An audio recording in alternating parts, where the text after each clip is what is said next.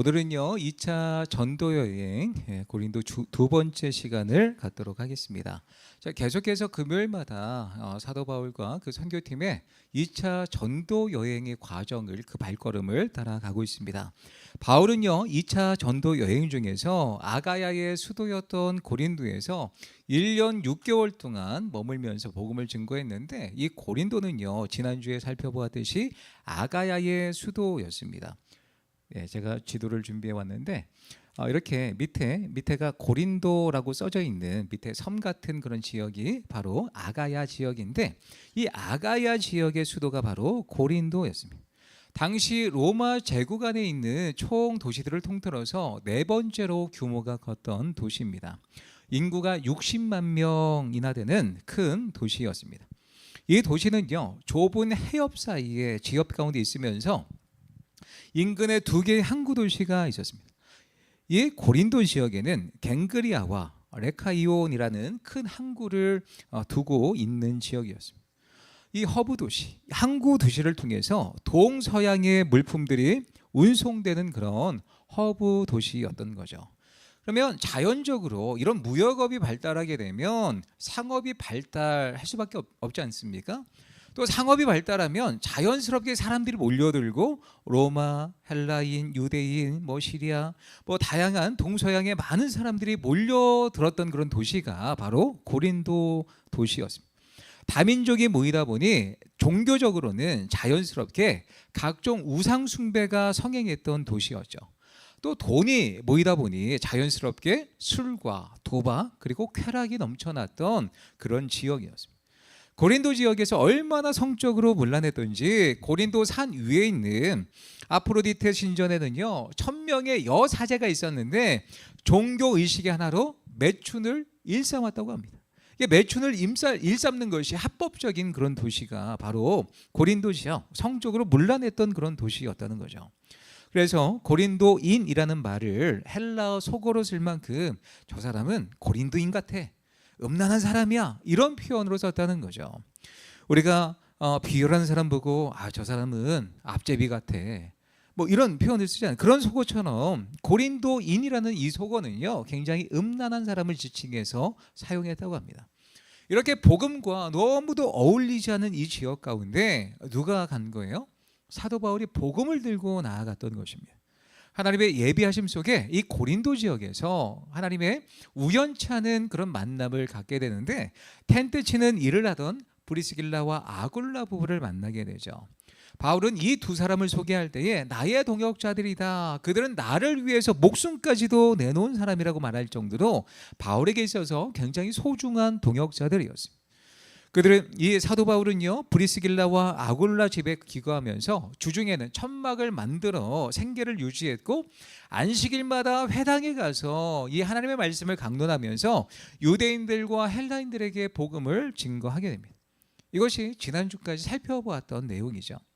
그리고 드디어 실라와 디모데가 고린도 지역에 당도하게 됩니다. 이 선교팀에 다시 합류하게 되는 거죠. 이 바울과 선교팀의 고린도 사역을 통해서 우리가 두 가지 영적인 교훈을 나눠보도록 하겠습니다. 첫 번째 같이 있습니다. 사명자는 하나님의 말씀에 붙잡혀야 한다. 사명자는 하나님의 말씀에 붙들린 자가 사명자라는 거예요. 5절 말씀 같이 있습니다. 실라와 디모데가 마게도냐로부터 내려오매 바울이 하나님의 말씀에 붙잡혀 유대인들에게 예수는 그리스도라 밝히 증언하니. 5절 상반절 말씀에 보면 실라와 디모데가 마게도냐로부터 내려왔다라고 이야기를 했습니다. 지난주에 저희가 자세히 다루지 못했지만 많은 성경학자들은요 2차 전도 여행 중에 베레아에서 사도 바울 혼자 이렇게 유유히 빠져나올 수밖에 없는 상황이었잖아요. 그 가운데 누구를 남겨놔요? 실라와 디모데를 남겨두고 아덴으로 내려오게 됩니다. 그리고 아테네에서 그들의 헛된 종교심을 보고 거룩한 분노가 일어나서 복음을 증거했죠. 근데 많은 성경학자들은요 이때 이 실라와 디모데가 아테네에 내려와서 사도 바울과 조우했다, 합쳤다, 다시 만났다, 그렇게 주장을 합니다. 그리고 이 사도 바울은 이 실라와 디모데를 어느 곳으로 보내냐면 그 2차 전도 여행 가운데 세웠던 빌립보 교회 가운데 실라를 보내고 데살로니가 교회 가운데 디모데를 보냈다는 거야. 그리고 사도 바울은 나는 고린도에 먼저 가 있을 테니까 그 교회에 가서 교회가 잘 든든하게 서고 있는지 확인을 하고 다시 내려와라. 그렇게 보냈다는 거예요. 그리고 이 5절 말씀에 보면 마게도냐로부터 실라와 디모데가 내려왔다라는 표현은 그 빌립보 교회, 데살로니가 교회에 갔던 실라와 디모데가 다시 고린도로 와서 이 바울과 조하고 있다라고 이야기를 설명을 하고 있습니다. 그렇습니다. 둘이 도착하자마자 바울은요, 두 사람에게서 선교보고를 듣게 됩니다. 디모데는 데살로니가 교인들이 수많은 환난 가운데서도 좌절하지 않고 기쁨으로 신앙생활에 열중하고 있는 기쁨의 소식을 듣게 됩니다. 그러나 신생 교회였던 이 데살로니가 교회는 그리스도의 재림과 관련돼서 이제 성도들이 오해를 하고 있는 부분이 있는 거예요. 예수님은 금방 오시니 우리가 일을 하지 않아도 돼. 예수님 금방 오실 거야 그러면서 다른 형제들의 어떤 수고에 어떻게 보면 빌붙어서 사는 그런 잘못된 재림에 관한 생각과 사고 교리를 갖고 있는 성도들이 생겨났던 거예요. 그런 성도들이 있다는 소식을 사도 바울이 듣게 됩니다. 그래서 이 소식을 전해 들은 바울이 데살로니가 교회의 교인들을 위로하고 격려하기 위해서 썼던 편지가 무엇이냐면 바로 데살로니가 전서입니다. 이렇게 사도 바울은 고린도에서 머문 1년 6개월의 시간 동안 그곳에 있는 사람들에게 복음을 증거했을 뿐만이 아니라 편지를 써서 그가 개척했던 연약한 교회들을 말씀으로 세우는데 최선을 다했던 것입니다. 또한 신라가 빌립보로부터 내려왔죠. 빌립보 교회에 다녀오게 됩니다. 빌립보 교회 소식과 그들이 모금한 헌금을 가지고 내려왔던 거예요. 이 빌립보 교회의 헌금으로 더 이상 생계 유지를 위해 이제 더 이상 천막을 만들지 않아도 되는 거야.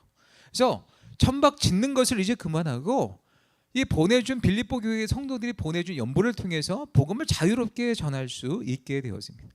예수가 그리스도라 밝게 증거하였다라고 말하는데 말씀을 보니 하나님의 말씀에 붙잡혀서 예수가 그리스도라 밝게 증거하였다고 말합니다.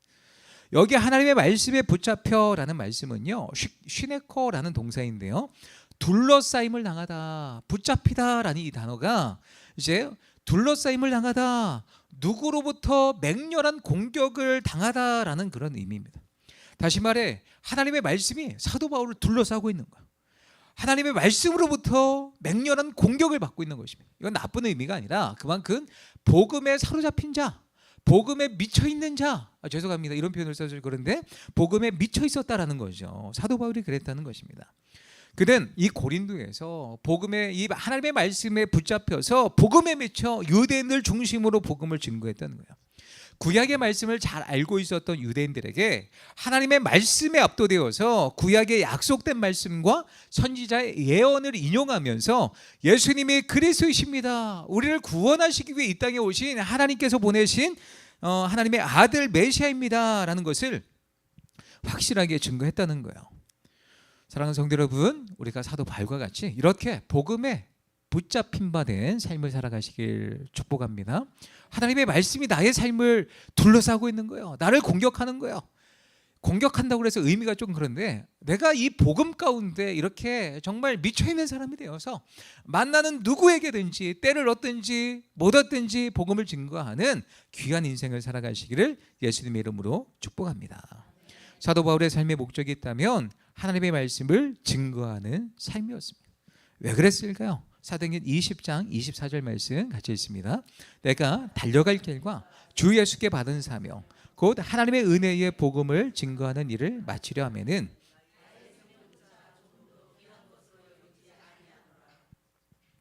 아멘. 이 말씀에 보면 사도 바울은요, 왜 그의 삶의 목적이 하나님의 말씀을 증거하는 삶의 목적을 두고 살아갔던 것입니까? 곧 하나님의 은혜의 복음을 증거하는 그 일을 마치려 하면은 나의 생명부조차 조금도 귀한 것으로 여기지 않는다라고 고백하고 있는데 하나님께 받은 그 은혜 때문이었습니다. 죄인 중에 괴수를 받아주신 그 하나님의 은혜 때문이었습니다. 죽을 수밖에 없는 나를, 썩어질 나를 연약한 나를 위해서 이 땅 가운데 오셔서 십자가에서 나의 죄를 대속하신 그 예수 그리스도의 은혜에 사로잡힌 바 된 그 은혜 때문이었습니다.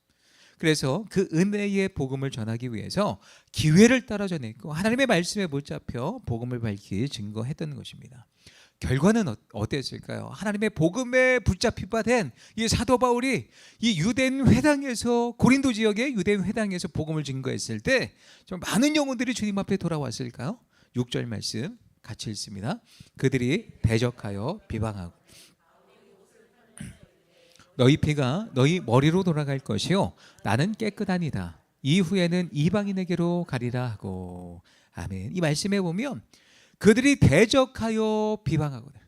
하나님의 말씀에 사로잡힌 바 된 이 사도 바울이 복음을 뜨겁게 증거했는데 열매를 맺기는커녕 오히려 대적하여 비방했다라고 이야기를 하고 있습니다.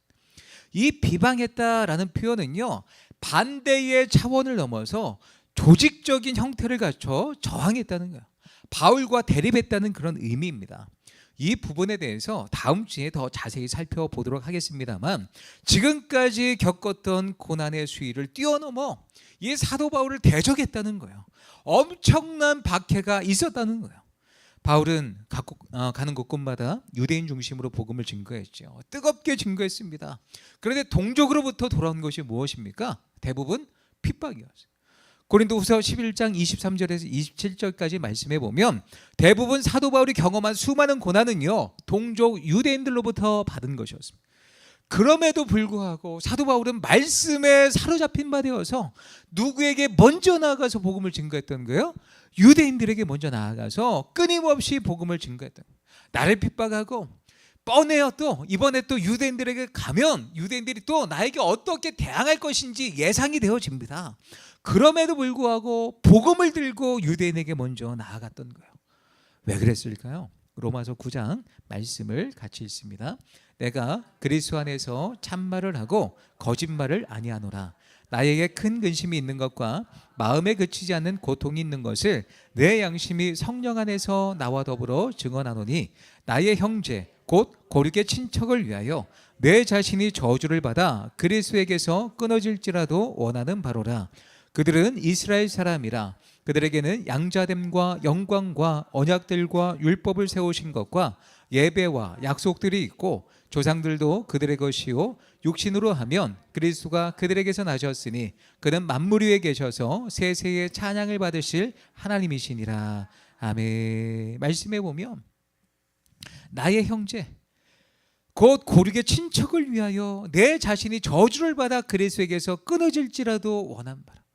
내 동족이 예수님을 믿었으면 제가요, 그들이 예수님을 영접하고 제가 끊어질지라도 그들이 구원함을 받는 것을 원합니다 라고 그렇게 마음의 소원이 있었던 거예요. 동족에 대한 구원의 소망이 있었던 거죠. 왜 그랬을까요? 하나님께서 선민 삼아주셨기 때문입니다. 하나님의 말씀과 약속을 받은 이 민족, 하나님 이유가 있잖아요. 선민 삼아주신 이유가 있잖아요. 그럼에도 불구하고 이 백성이 구원함을 받지 못한다면 하나님의 그 약속을 버린 이 백성 너무 안타깝지 않습니까? 그런 마음으로 하나님의 유대인 선민 공동체를 세우신 분명한 목적을 붙들고 먼저 유대인에게 나가서 하나님의 말씀을 또 언약을 받은 그 백성을 향해서 복음을 증거했던 거예요. 하지만 그는 동족들로부터 버림을 받고 고난을 당해 그 마음의 상처가 너무도 컸을 거야. 끝없이 쫓아다니면서 모함하고 헐뜯고 괴롭힌 유대인, 같은 동족들이 도와주지는 못할 망정 괴롭히는 동족들을 보고도 그는, 사도 바울은 미워하지 않았습니다. 왜냐하면 그는 여전히 복음에 붙잡혀 있기 때문입니다. 그런 고난과 핍박을 당해도 하나님의 말씀이 나를 둘러싸서 나를 지금도 공격하고 있는 거예요. 하나님의 말씀에 둘러싸여서 나는 은혜의 삶을 살아갈 수밖에 없는 거예요. 그래서 고난을 당한다 할지라도 끝까지 복음을 증거했던 거예요. 사랑하는 성도 여러분, 우리가 하나님께 받은 은혜의 복음, 하나님의 말씀이 나를 붙들고 있다면 이렇게 사도 바울과 같이 내가 고난을 당할지언정 복음을 들고 세상 가운데 나아가서 복음을 증거할 수밖에 없다는 것을 꼭 기억하시기 바랍니다.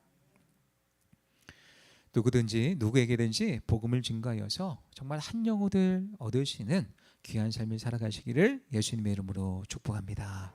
오늘 말씀을 통해 우리가 생각해 볼 두 번째입니다. 같이 있습니다. 고난 중에도 복음의 열매가 나타난다. 고난 중에도 하나님은 귀한 열매를 허락해 주셨습니다. 7절 8절 같이 있습니다. 거기서 옮겨 하나님을 경외하는 디도 유스도라 하는 사람의 집에 들어간 그 집은 회당 옆이라.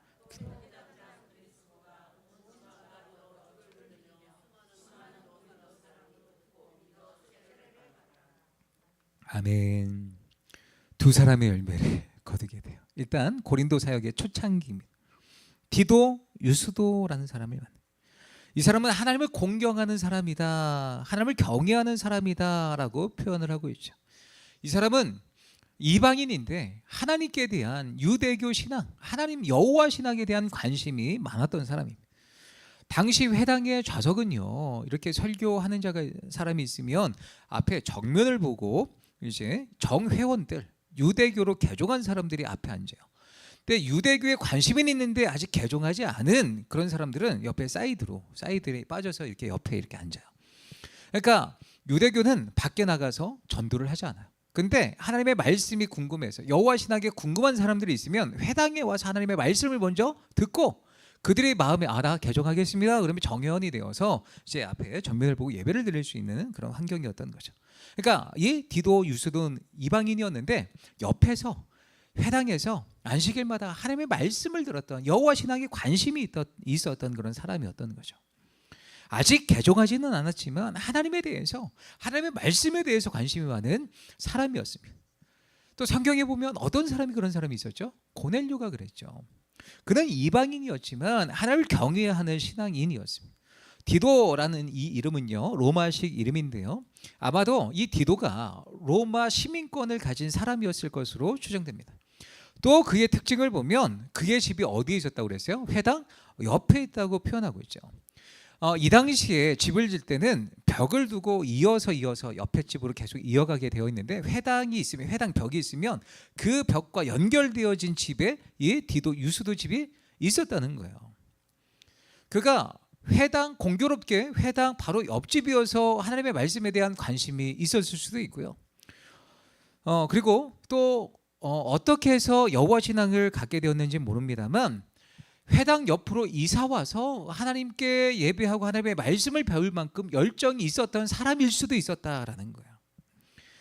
예전에 우리 그리스도인들이 집을 정할 때 어디 중심으로 우리가 집을 정합니까? 예배당 중심으로 정했던 그런 시대가 있잖아요.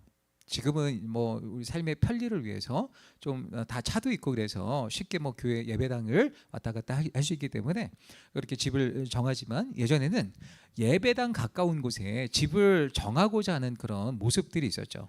아마 디도 유스도가 그런 모습으로 하나님께 더 열렬한 신앙을 가지고 회당 옆에 아마 집을 구한 게 아닐까라고 추정하는 성경학자들도 있습니다. 그러나 분명한 것은 그가 하나님을 경외하는 경건한 사람이었다는 거예요. 회당에서 복음을 증거하는 바울의 설교를 듣고 예수 그리스도를 영접하게 되었다는 거예요. 그리고 그는 그의 집을 열어서 오픈해서 고린도 교회가 디도 유스도 집에서 시작되었던 것입니다. 또 오늘 본문에 보면 복음을 받아들인 또 다른 사람이 소개되어집니다. 바로 회당장 그리스보가 받아들이게 됩니다. 회당장 그리스보가 개종했다. 이건 굉장한 일입니다. 그는 유대인이었어요.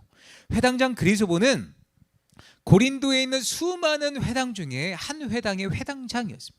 회당장의 역할이 무엇입니까? 예배를 주관하고 기도를 하고 율법서와 선지서를 읽고 설교를 안식일에 누가 할지 설교자를 택하는 일들을 하는 사람이었습니다.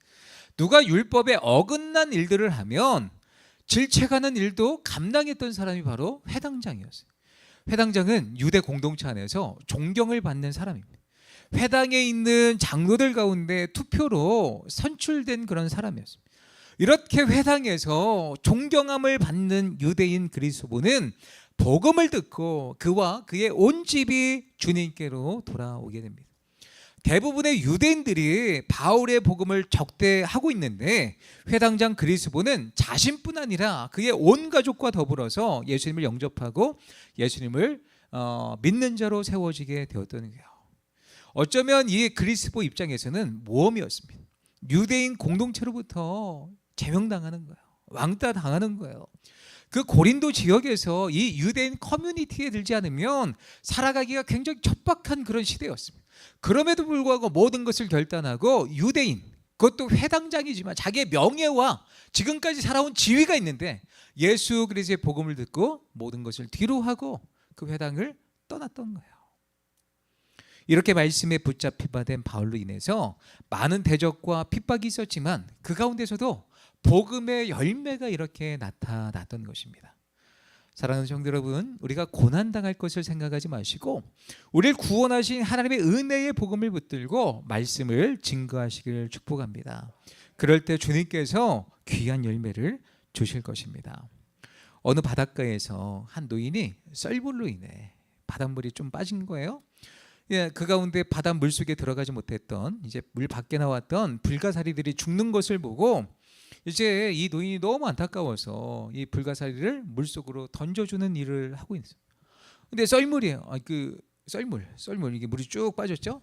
근데 이 불가사리가 한두 개가 아닌 거예요. 한두 끝도 없이 쭉 펼쳐집니다.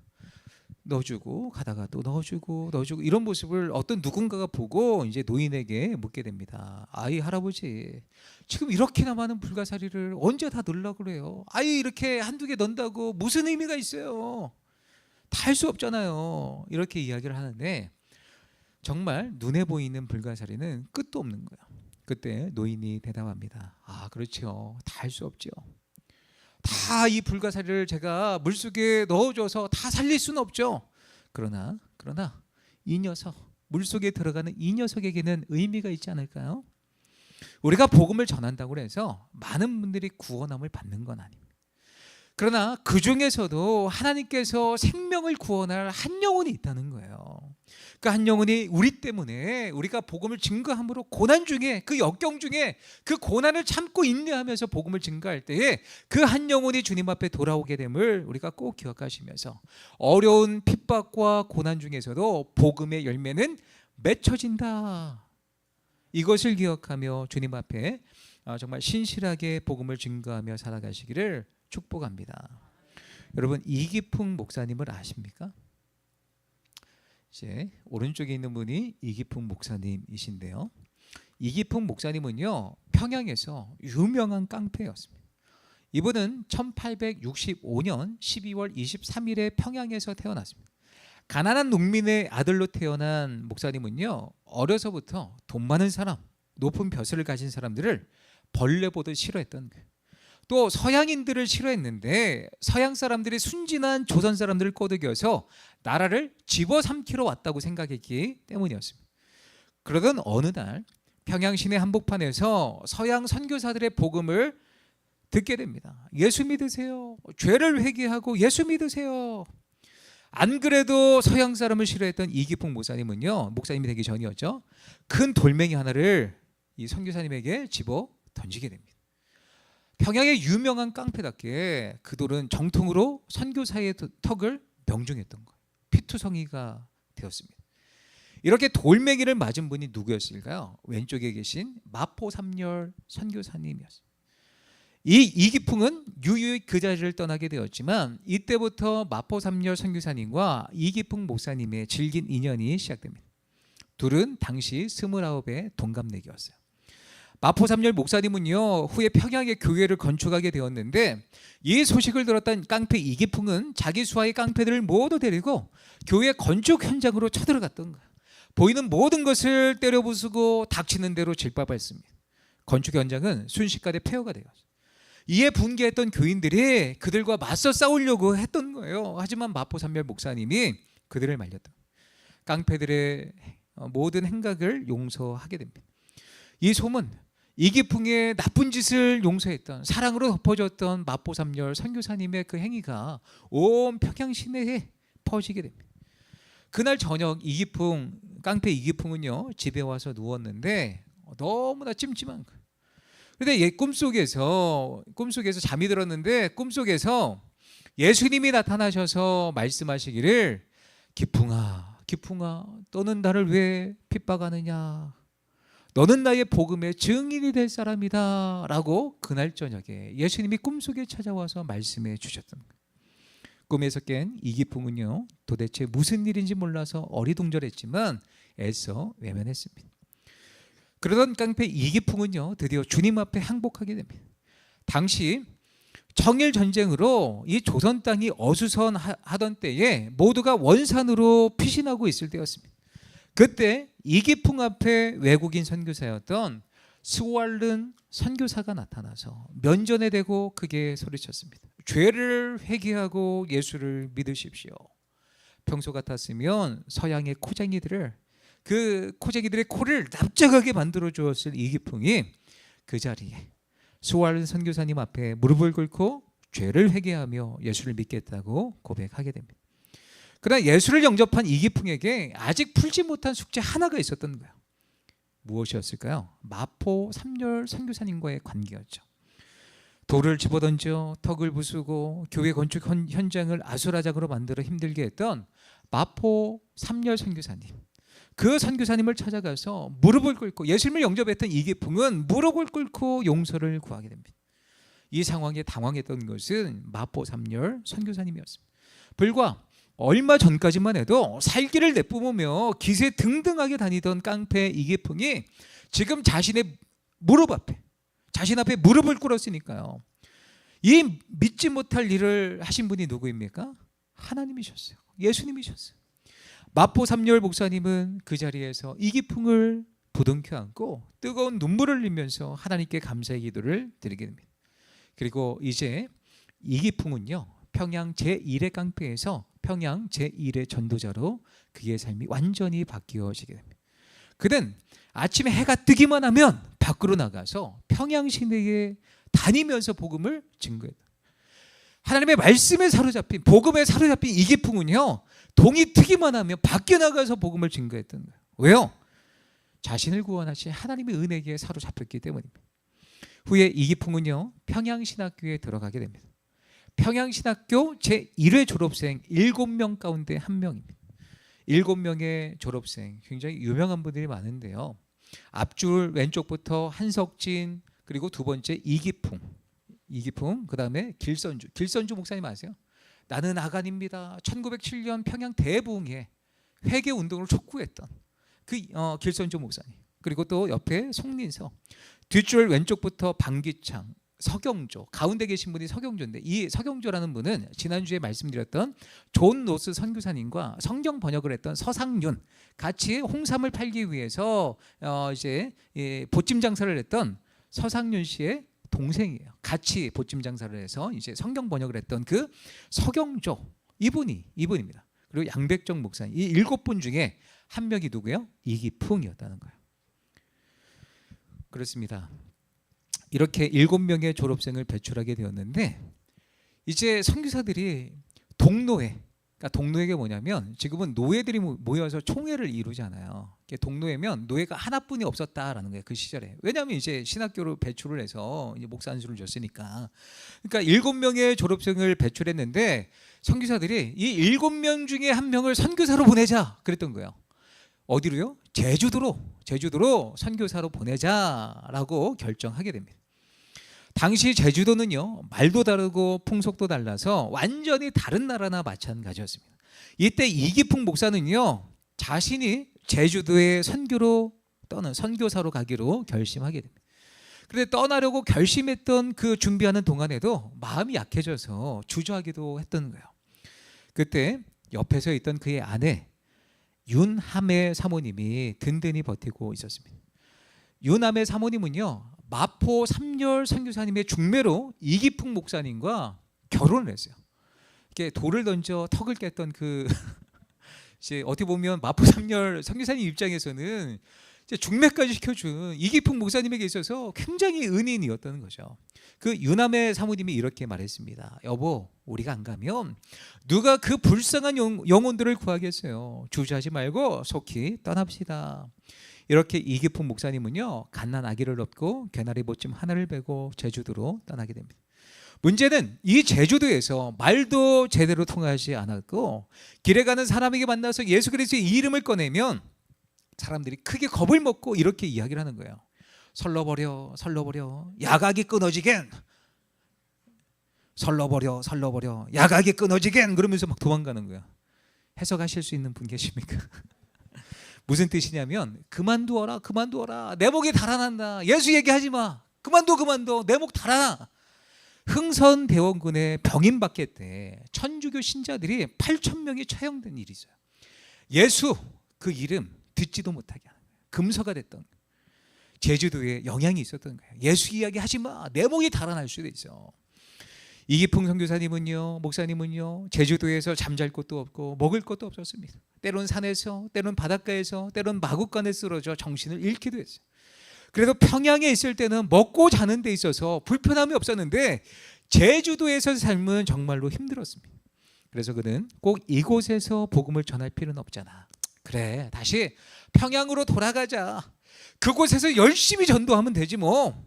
이런 생각을 하고 자기를 합리화시킨 뒤에 자신이 얼마나 고생을 하고 있는지, 열매를 맺지 못해서 돌아갈 수밖에 없는 상황인지 마포 삼열 목사님에게 편지를 써서 붙이게 됩니다. 기다리고 기다리던 답장이 마포 삼열 선교사님으로부터 오게 됩니다. 이기풍 목사 편지는 잘 받았습니다. 제주도 선교가 그렇게 어렵다니 참으로 안타까운 일입니다. 그런데 당신 혹시 기억하고 있어? 당신이 예전에 내가 전도하고 있을 때 던진 돌로 인한 상처가 아직도 내 눈에 선명하게 보이고 있어. 이것을 생각하고 이 상처가 없어질 때까지 더욱 분투하시오. 무슨 이야기예요? 돌아가지 마. 돌아가지 말고 끝까지 복음 증거해. 이런 이야기를 한 거예요.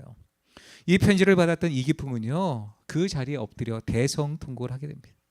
제주도를 떠날 수 없어서 막 대성통곡을 한 게 아니라 지금 자신의 영적인 상태가 예수님을 영접하기 이전 상태와 별로 진배 없기 때문이었습니다.